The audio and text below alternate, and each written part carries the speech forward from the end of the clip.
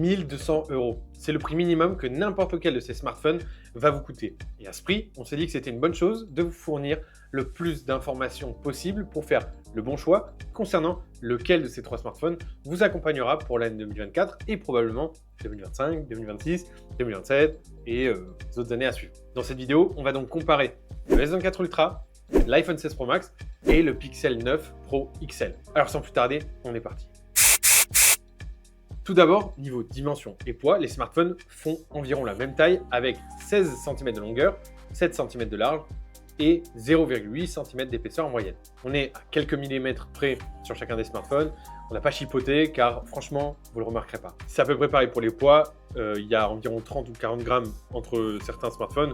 C'est le delta qu'il y a entre tous les smartphones, c'est 30 grammes ou 40 ou 50, je ne sais plus exactement. Bref, pas besoin d'en parler. Au niveau des écrans, ils sont tous sous dalle LPTO 120Hz. En revanche, le S24 Ultra, il a une dalle AMOLED, tandis que l'iPhone et le Pixel, eux, ils ont une dalle OLED. Et concernant les tailles, l'iPhone il propose la plus grande des dalles avec une dalle de 6,9 pouces, tandis que chez Google, on propose 6,7 pouces et Samsung 6,8 pouces. Leur luminosité, elles sont toutes correctes, mais l'iPhone il est un peu en dessous de ses compétiteurs avec une capacité de 2000 nits, alors que le S24 il en propose 2600 et le Pixel 9 Pro XL, lui, en propose 3000. Niveau stockage, les options elles sont similaires avec 256, 512 Go et 1 Tera. Seul le Pixel propose une option à 128 Go. Ils sont tous certifiés IP68 avec une charge rapide de 45 watts en filaire et Apple propose une charge sans fil de 25 watts, tandis que le Pixel n'en embarque même pas et que le Samsung en propose une à seulement 7,5 watts. Côté caméra, ils sont tous équipés de caméras ultra impressionnantes qui se différencient un peu par des options qui sont légèrement différentes avec des variantes dans certains objectifs. Et la vérité, c'est que désormais, à ce taux de mégapixels, la différence, elle se fait grandement au traitement logiciel qui est réservé à la photo. Les différences, elles se manifestent donc davantage dans des scénarios qui sont plutôt spécifiques, comme par exemple la photographie en basse lumière, les portraits ou les prises de vue à longue distance. Par exemple, le mode nuit de Google, il avait longtemps été considéré comme une référence.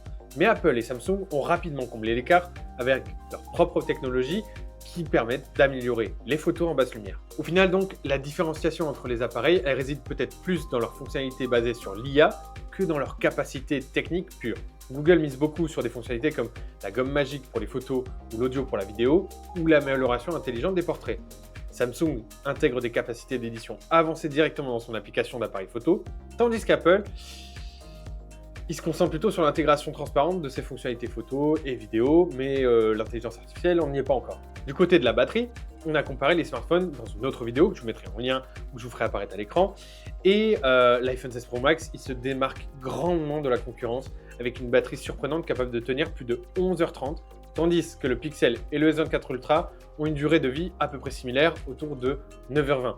Ça vous fait 2 heures d'utilisation en plus, ce qui n'est pas négligeable. On n'a pas parlé de puissance du côté de ces smartphones-là, tout simplement parce que selon moi, ça n'a pas vraiment de sens. Ils sont bien plus puissants que l'usage que vous pourrez jamais en faire et il n'y a aucune application à ce jour qui est capable de faire trembler ces smartphones, peu importe les processus qui les embarquent et peu importe le matériel dont ils sont faits. Hormis éventuellement le montage vidéo, mais peu de gens en font sur mobile et Apple et Samsung ont un léger avantage sur ce niveau par rapport à Google en termes de temps de rendu, mais sinon, ils seront tous capables de faire tout tourner de manière fluide et efficace.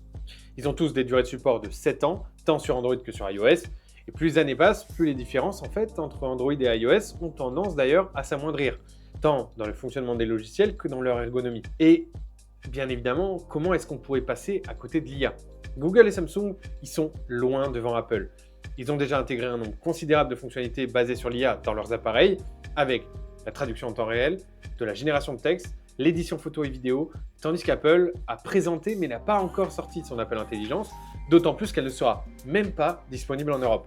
Mais rassurez-vous, même pour ça, on vous a fait un petit tutoriel sur comment y accéder malgré tout.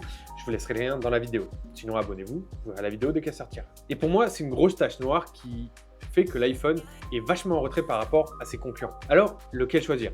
Tout d'abord, si vous deviez choisir une seule application pour votre smartphone, laissez-moi vous parler de Dr. Phone. Pourquoi Dr. Phone est le meilleur logiciel pour votre smartphone? Dr. Phone se distingue comme une suite logicielle absolument incontournable pour Android et pour iOS, alliant puissance et simplicité. Ses fonctionnalités couvrent le déverrouillage de l'écran, la récupération de données perdues et le transfert entre appareils de différents OS, ainsi que la réparation de différents systèmes de smartphone. Dr Phone va même plus loin en offrant la possibilité de récupérer son mot de passe sur iOS et en permettant de simuler des positions GPS sur Android. Chaque fonction a été conçue pour maximiser la sécurité et l'efficacité de votre appareil. C'est ce qui fait de Dr Phone un outil essentiel pour tous les utilisateurs de mobile à la recherche d'une solution fiable et complète pour maximiser l'usage de leur smartphone et faire en sorte qu'il dure le plus longtemps possible. Bon, maintenant que je vous ai parlé de Dr Phone, concrètement, les smartphones, ils se valent tous. Et chacun se démarque dans un domaine plus ou moins particulier. Si le budget, c'est le truc le plus important pour vous, le Pixel, il remporte la bataille haut la main avec un prix de départ à 1 200 €. En revanche, si l'IA c'est bien plus important, alors le Samsung est peut-être la bonne option qui vous concerne. Et si vous n'êtes pas pressé par l'IA de manière globale, que vous avez déjà des appareils Apple et que vous souhaitez rester sur l'écosystème Apple, alors l'iPhone est un choix évident et dans ce cas-là, ça servait un peu à rien de regarder cette vidéo. En tout cas, c'est tout pour ce comparatif haut de gamme. J'espère qu'il vous a plu. C'était Matt pour Wondershare et c'était un plaisir de vous retrouver à nouveau. Si vous voulez voir notre comparatif entre l'iPhone 16 Pro Max et l'iPhone 15 Pro Max pour les petits coquins qui souhaiteraient peut-être mettre la main au portefeuille et l'acheter malgré tout, je vous laisse le lien encore une fois juste ici et je vous incite à aller voir la vidéo. En tout cas, je vous le redis, c'était Matt pour Wondershare et à très bientôt pour une autre vidéo.